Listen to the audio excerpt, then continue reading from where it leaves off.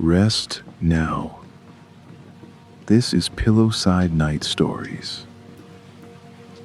One pair of reading glasses, still open, lying on a book near the hearth.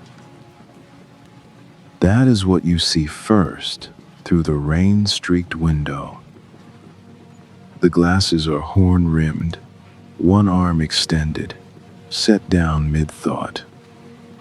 The book beneath them is open, face down, its spine cracked from years of being held that way.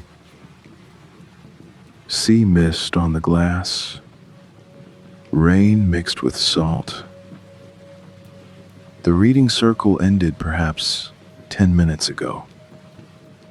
The last umbrellas have already turned the corner into the wet evening, disappearing one by one into the mist that rises from the harbor. But the door is still open. A narrow strip of light falls across the wet cobblestones. You step inside. The warmth is immediate. Your face feels it first. Then your hands. The damp lifts. A woman looks up from behind a low table near the fire. Gray hair pinned back, practical and loose.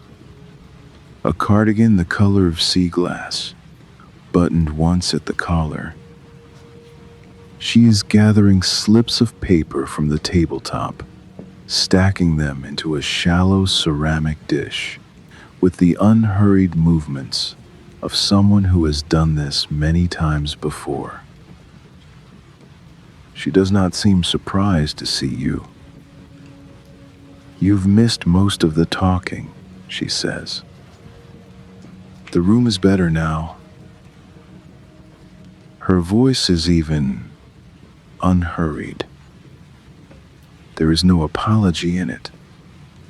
No welcome that demands a response. Just a statement of fact. She returns to her gathering. The slips are small, folded into quarters, the kind of paper women use to mark a passage they want to come back to. Some are creased sharply, folded once and set aside. Others have been folded and unfolded several times during the evening until the paper has gone soft at the creases. Near the door, a brass umbrella stand. 3 umbrellas lean inside, still dripping onto a mat that has absorbed 100 such evenings. The mat is thick, dark, with years of wet Thursday nights. You add yours. It slides between the others with a soft click. Your coat is heavy with rain. Heavier than you realize while you are wearing it. You slip it off, and the weight leaves your shoulders with a relief you did not expect. The wool is dark where the water has soaked through, lighter where it has begun to dry at the seams. You hang it on a wooden peg beside 2 others. One is a dark wool coat, nearly dry. The other is a lighter jacket, still damp at the shoulders, the collar turned up. Someone left not long ago. Someone else left before that. The weight of the day leaves with the coat. Your neck feels longer without it. Your shoulders drop to a position they should have been in all along. When you turn back, the woman is watching you. Not staring, just noticing. The way someone might notice a change in the weather. Her attention is present, but not heavy. "The fire's been going all evening," she says. It knows what to do by now. She gestures vaguely toward the hearth. Her hand moves with the economy of someone who has made this gesture many times. The bookshop is smaller than it looked from outside. Low ceiling, dark beams crossed overhead, walls that are mostly shelves.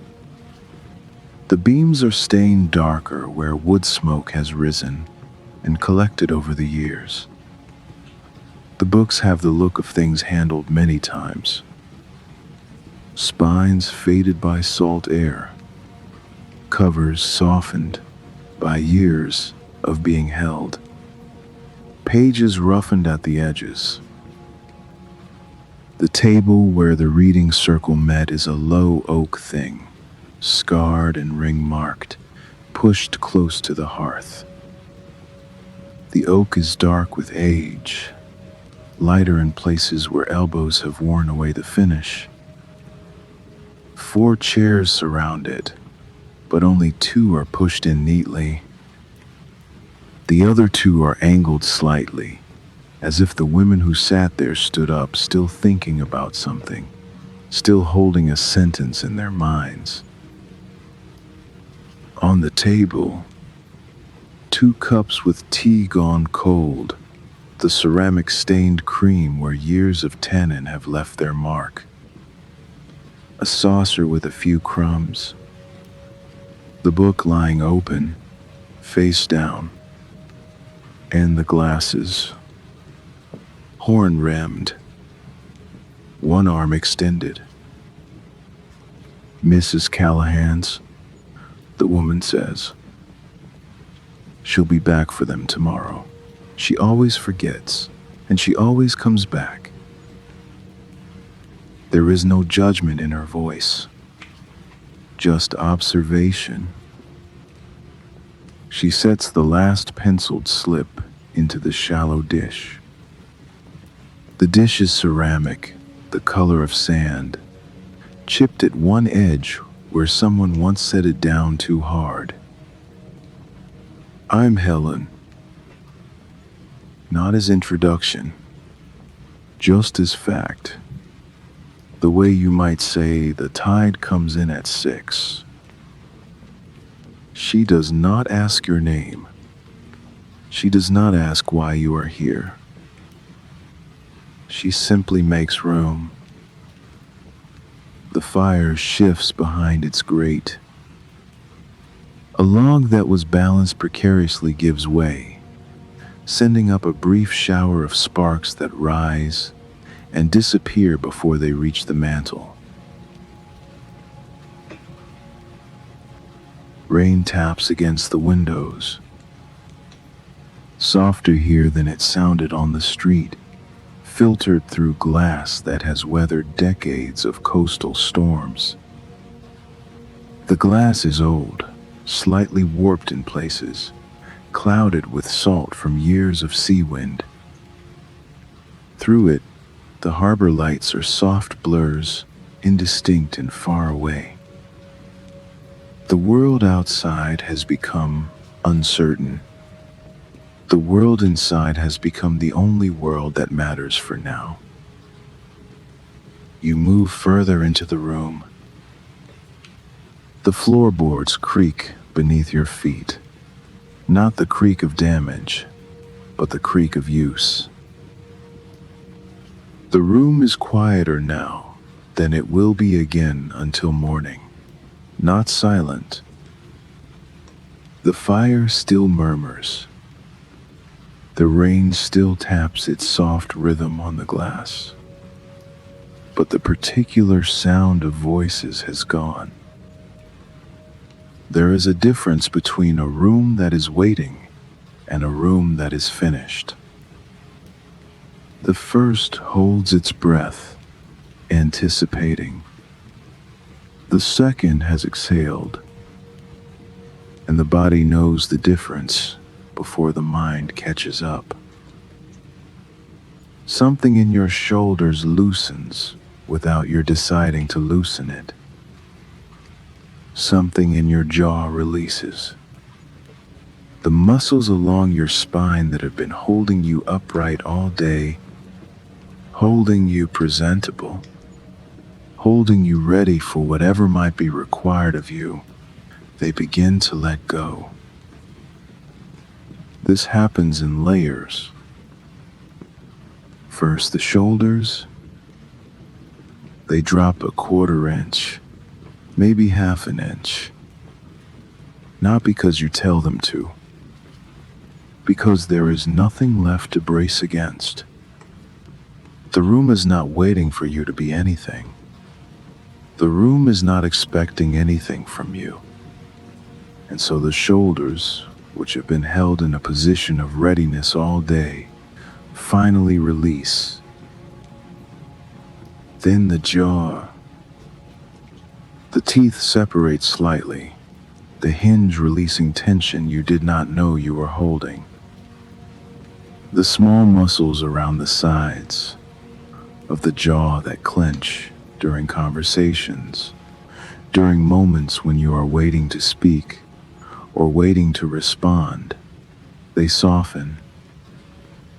The jaw finds a position that requires no effort to maintain. Then the muscles around the eyes, the ones that narrow when you are paying attention, when you are tracking what someone is saying, when you are preparing your face to show the right expression, they release too. The eyelids grow heavier, though not yet heavy enough to close. The brow smooths. Then the muscles along the back of the neck, the ones that keep the head balanced and ready to turn toward whoever might need your attention next, they release. The head becomes heavier in a way that feels good. Heavier because it is no longer being held in readiness. Heavier because it is being allowed to simply be where it is. The body reads a finished room the way it reads any environment. It notices the temperature first. It notices the way sounds travel. It notices the quality of the stillness. And when it finds that nothing is being asked of it, nothing is being waited for, nothing is being anticipated, it begins to stand down. Not all at once, one system at a time. The alertness that scans for social cues goes first. It was running in the background all day, tracking faces, tracking tones, tracking the subtle shifts that tell you when someone needs a response. It shuts down. There is no one to track. Then the readiness that prepares responses. The part of you that is always composing the next thing you might need to say, always half a sentence ahead in case you are called upon. It goes quiet. There is nothing to prepare for. Then the part that stays braced for the next question, the next demand, the next moment when you might need to be present in a particular way. It releases. There will be no next demand. The demands have all been made earlier to other people, and now they are done. All of it, layer by layer, standing down. The air after conversation is different from ordinary quiet.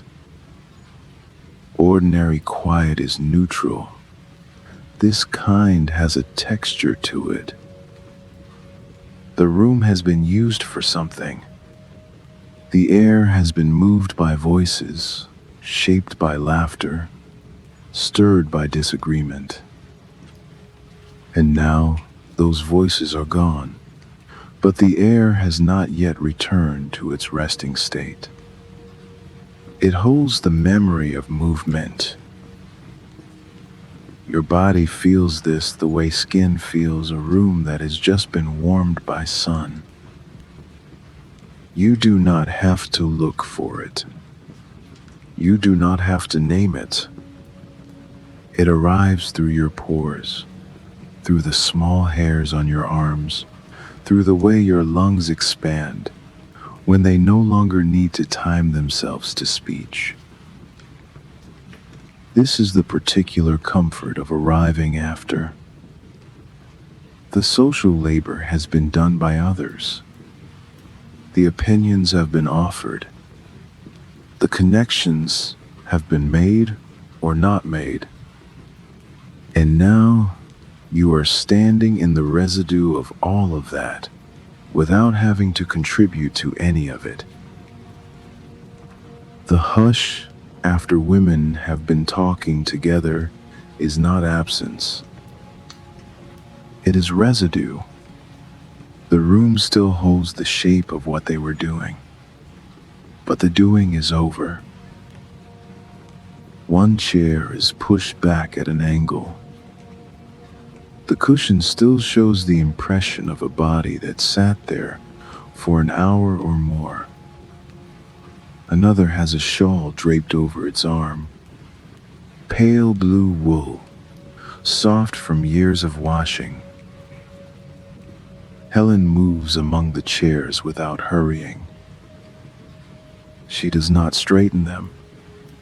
She does not clear the cups. She simply exists in the room, part of its gradual return to stillness. You do not need to have read what they read tonight. You do not need to have an opinion about it. The room does not ask. The chairs do not wait for you to speak. Helen lifts a stack of books from the table. Beneath them, a few more slips have gathered, notes from the evening. Thoughts that someone wrote down and then forgot to take home. One slip has slid partly under a saucer, hidden until now. She does not ask you to help, but the slips are there, and the shallow dish is there, and your hands are already moving before you think about it. You gather them gently. Each slip is folded once or twice, the paper soft from handling, from being tucked into a pocket, or held between fingers while a point was being made. One has a single word written on it in pencil. Yes, just that. An agreement so complete, it needed no elaboration. Another has a page number and a question mark. Page 47. Whatever was on page 47 raised a question that the reader wanted to return to. A third has what looks like a disagreement. Too much? The handwriting is smaller, more cramped. A different woman, a different thought. All of them gathered now into the same small dish. Helen watches you set the last slip down. She nods once. Not thanks, just acknowledgement. You have helped. You belong here now, in some small way. The reading glasses are still on the table. Mrs. Callahan's. You pick them up carefully. The frames are faintly warm, as if they remember the face that wore them. The lenses are smudged from being adjusted during a long evening of reading. You fold the arms gently, one and then the other, the hinges moving with the ease of glasses that have been folded many times. You set them on a shelf near the register, where Mrs. Callahan will see them when she comes back tomorrow. Helen sees this. She says nothing, but something in her posture softens. The fire crackles once, low. The rain continues on the glass, lighter now than before. Helen crosses to a corner of the room you had not noticed before. It is not a separate room, not a hidden alcove. It is simply a corner set back from the main space, closer to the hearth. The shelves here are lower, perhaps 4 feet tall, leaving space above them where the air collects and warms. A single chair sits in this corner. Leather, the color of old tobacco, cracked at the arms but not torn. The leather has the look of something that has been sat in for decades. Not worn out, but worn in. The kind of surface that has absorbed the shape of many readers, that has learned the particular positions people take when they stop caring about how they look and start caring only about what they are reading. Beside the chair, a small table with a lamp that is not lit. The table is dark wood, ring-marked like the larger table, testament to cups that sat cooling while their owners read page after page. Helen lifts a stack of books from the small table. The first book is small, the cloth worn soft at the spine. She lifts it with one hand, her fingers finding the familiar hold without looking. You can hear the soft sound of cloth against her palm as she turns. She sets it on the shelf, and there is a small sound as the spine meets the wood. A sound of arrival. The second book is heavier. She uses both hands. The weight shifts as she turns, and you can hear the pages inside moving against each other, adjusting to the new position. The binding creaks faintly as the weight redistributes. She slides it into place beside the first, and there is a soft thud as the spine meets the shelf. The third has a spine so faded the title is no longer readable. The cloth has gone pale at the edges, darker in the protected hollow where the spine meets the cover. She handles it the way you handle something that has been handled many times before.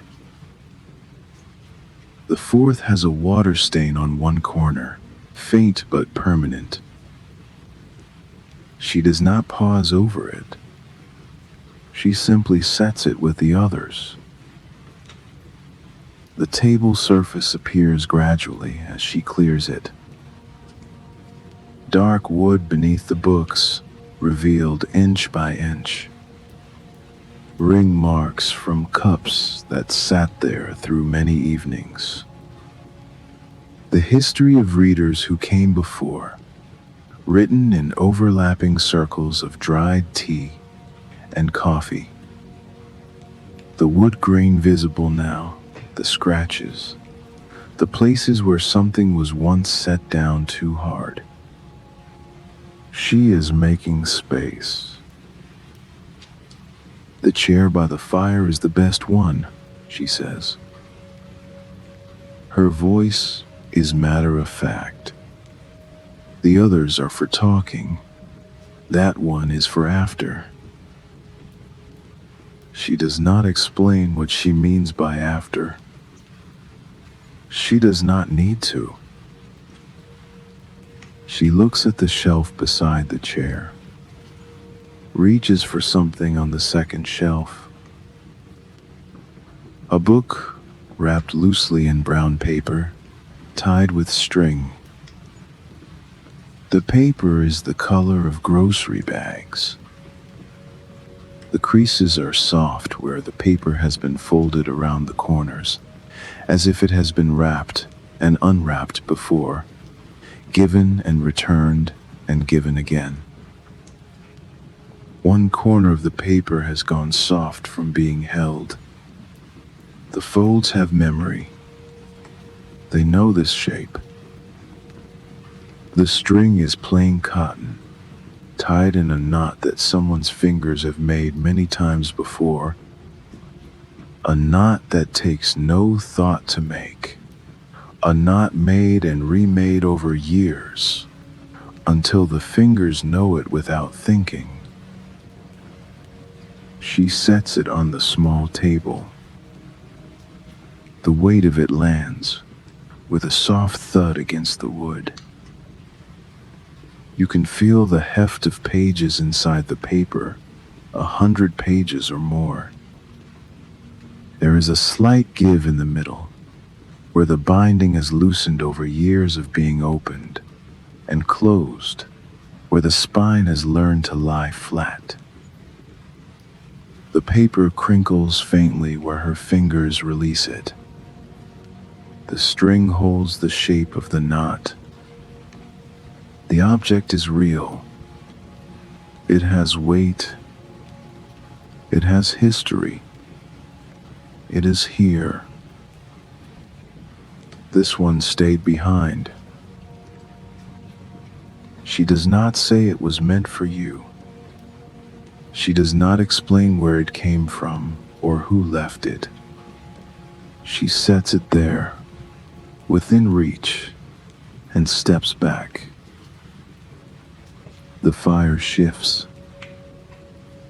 A log that has been burning for hours finally collapses into the bed of coals, sending up a brief spray of sparks that rise and disappear into the dark above the mantel. Helen gathers the 2 cups from the table. The tea inside has gone cold, the surface still and flat. She carries them toward a door at the back of the shop, a door you had not noticed before, painted the same color as the walls.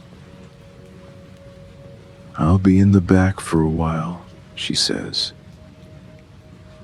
"No hurry." She does not say goodnight. She does not wish you well. She simply goes, and the door closes softly behind her, and the room becomes yours. You cross to the chair. The leather is cool at first against your palms where you grip the arms. Then it begins to take your temperature. You lower yourself into it. The leather gives beneath you. The cushion yields in the places where other bodies have yielded it before. You can feel your weight finding the hollow, the depression worn by years of bodies finding the same position. Your thighs press into the seat. The cushion gives a little more, then holds.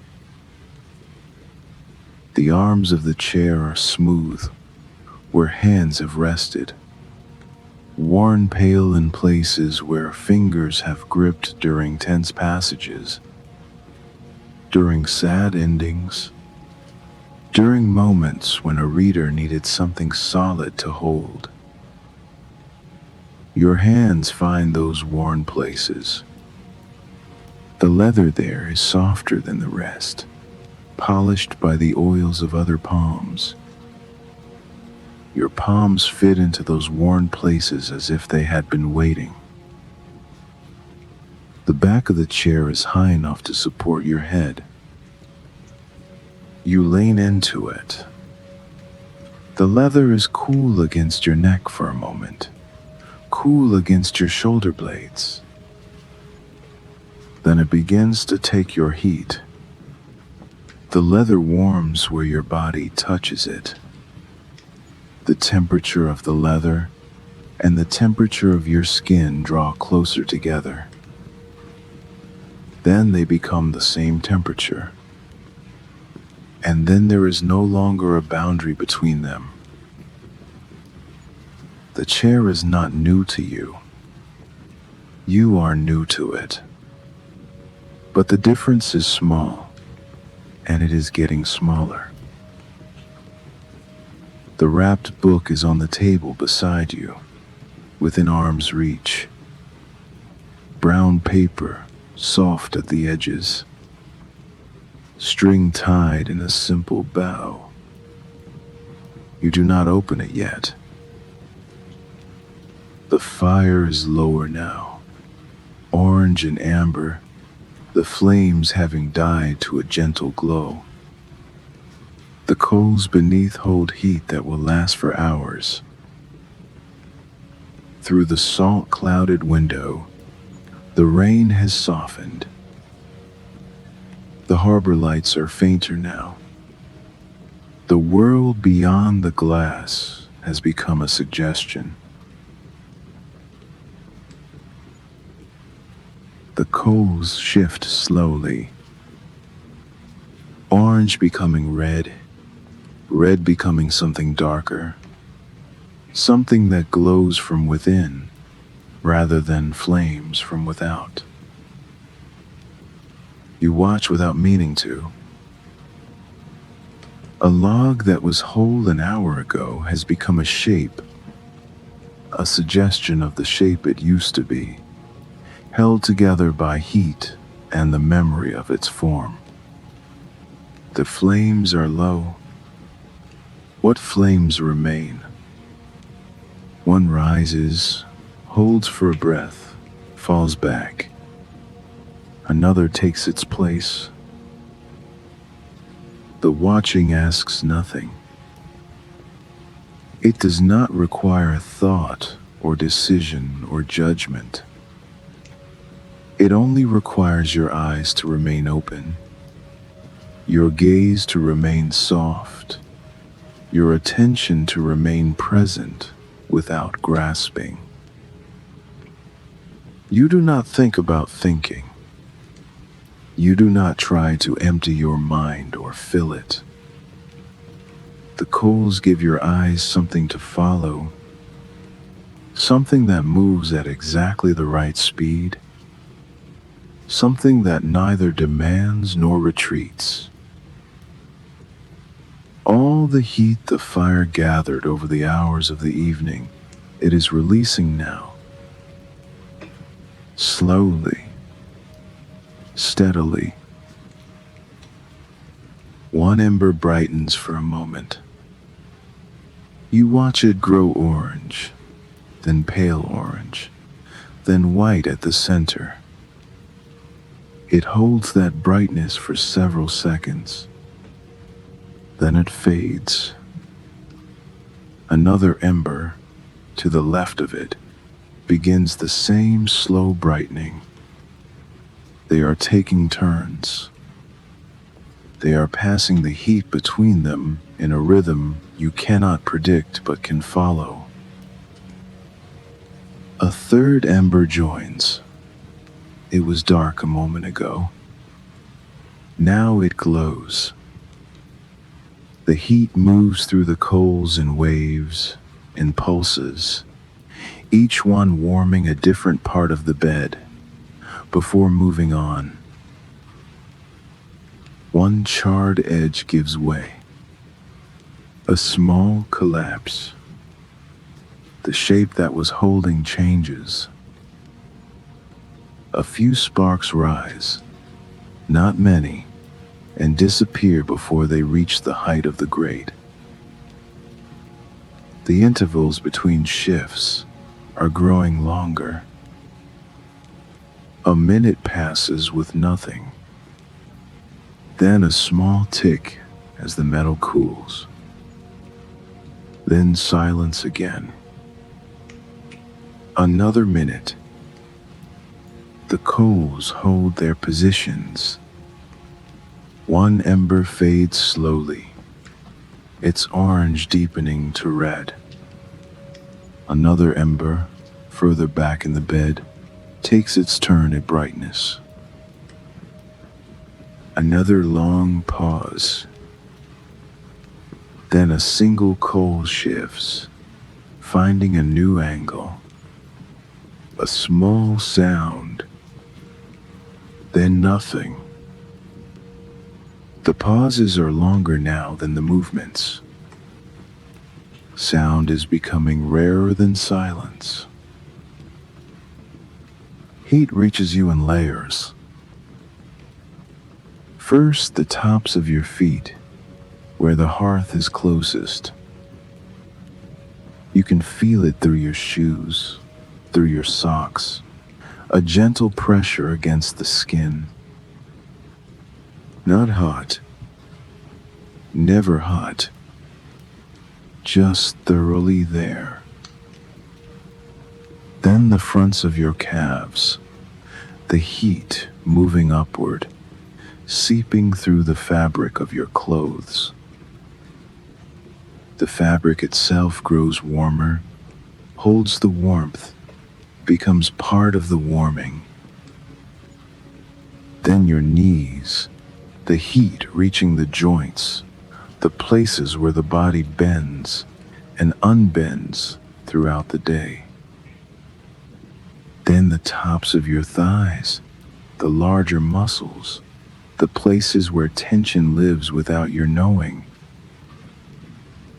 The heat simply arrives, wave after wave, each one reaching a little further than the one before, each one given time to be absorbed before the next one comes. There is no hurry in it. There is no demand. Your hands lie on the arms of the chair. The leather has stopped being a separate temperature. It has become the temperature of your palms, of your fingers. Your fingers are still. Your palms are open. The wrapped book is on the table beside you.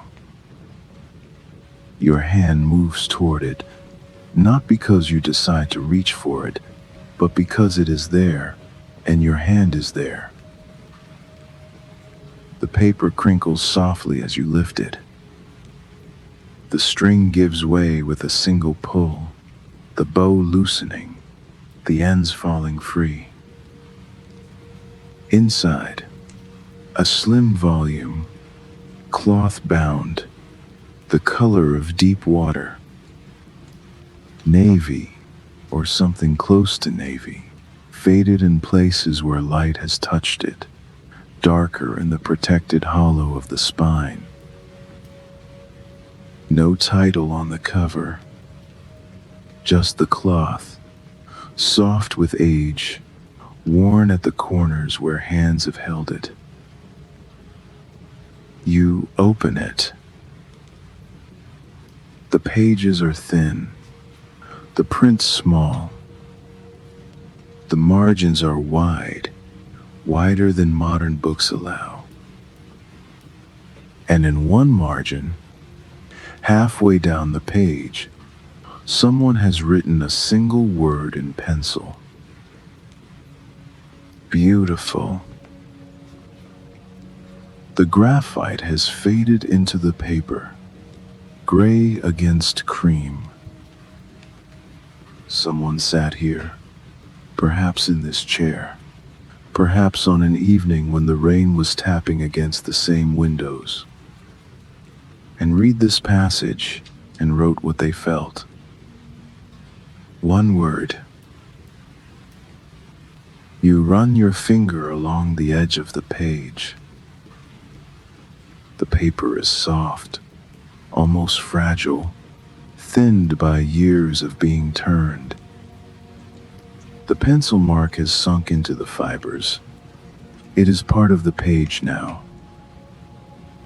You can feel where the graphite has worn into the texture of the paper, a faint difference in the surface that your fingertip can detect. The cloth at the corners is worn soft, where thumbs have held it open. The corners are rounded now, no longer sharp. The cloth there has absorbed the oils of many hands, and it has softened in response. You can feel where other hands have been. The weight of the book in your hands is the weight of a slim volume handled many times. You close the book gently, set it back on the table. The coals rearrange themselves. A soft sound, metal cooling, the grate contracting slightly. One ember that was bright a moment ago has gone dark. Another has brightened in its place. One coal collapses into the space beneath it. A small shower of sparks rises, fewer than before, and disappears. Another small shift. And another. The fire is finding its final positions. Each shift smaller than the one before. Each one quieter. The intervals between movements grow longer. A long pause. Then one more small sound. Then a longer pause. Outside, the rain has nearly stopped. You cannot hear it on the glass anymore. Only the distant sound of water dripping from eaves, finding its way to gutters and drain pipes, eventually to the sea. The sea is out there, beyond the harbor, beyond the boats moored for the night. You cannot see it through the salt-clouded glass, but you can feel its presence in the salt on the windows, in the dampness of the air. A foghorn sounds far away. One low note, held for 3 seconds, then released. It does not repeat. Heat continues to arrive. Your ankles, your calves, your knees, the small of your back where it presses against the leather, your shoulders, which have dropped lower than they were when you sat down, your neck, which no longer holds your head so much as allows it to be held. The lamp on the small table is not lit. You do not need it. The fire gives enough light to see by, and there is nothing left to see. Your eyes are still open, but they are no longer looking for things. They are simply present, aimed toward the hearth, receiving whatever light the coals choose to give. The shapes of the room have softened. The shelves with their books, the table with its ring marks, the chairs that were pushed back and never straightened. All of it is still there, but it has become less distinct. Somewhere in the back of the shop, Helen is doing whatever she does when the evening is over. You cannot hear her. The foghorn does not sound again. The coals hold.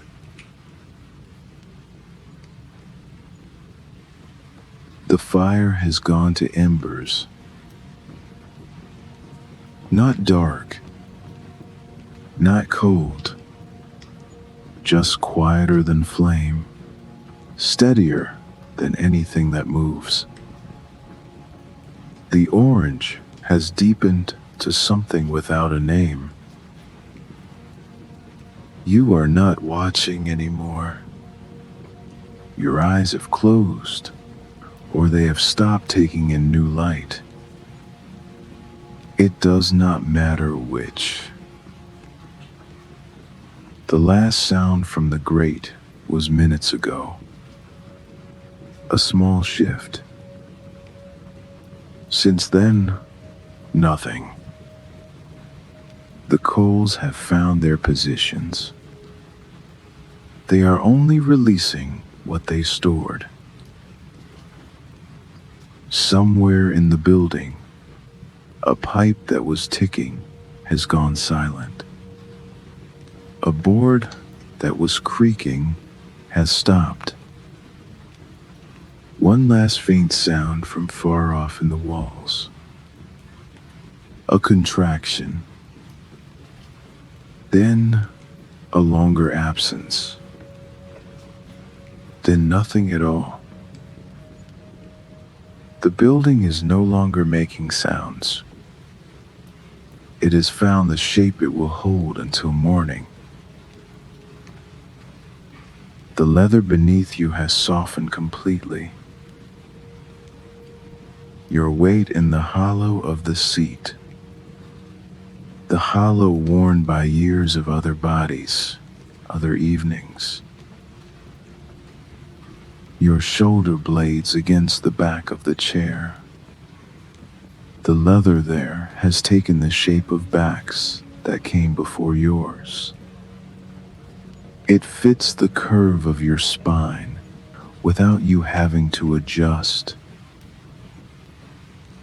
Your neck where it meets the headrest, the leather warm now, the same temperature as your skin. Your arms on the arms of the chair, your hands in the worn places where other hands have rested. The leather there soft, your hands soft. The contact between them no longer a contact but a continuity. The cloth of your shirt against the leather back. The slight pressure of the cushion beneath your thighs. The backs of your knees where they bend over the edge of the seat. The weight of your feet on the floor. All of it is there. All of it has stopped being something you notice. The rain has stopped. The windows are dark. The harbor lights have gone out, or the mist has hidden them. In the back of the shop, no sound. Helen has finished, or she has gone home. A thought arrives. Something about the margin, about the word. It does not finish forming. It thins before it becomes anything. Another thought, smaller than the one before. You cannot tell what it was about. Another, fainter still. It passes through without shape. Another, too faint to call a thought. Just a movement in the place where thoughts had been. The space where thoughts were arriving is simply space now. The embers are still there. The heat is still arriving. But you have stopped tracking where it comes from. The chair is still there. The leather, the arms, the hollow. But you have stopped feeling where you end and it begins. The book is on the table. Navy cloth. The foghorn sounded once earlier. The sea continues somewhere beyond the glass. Your breathing has changed. Not because you changed it. The room is dark now. The embers give just enough light to know they are there. And somewhere in that, it happens.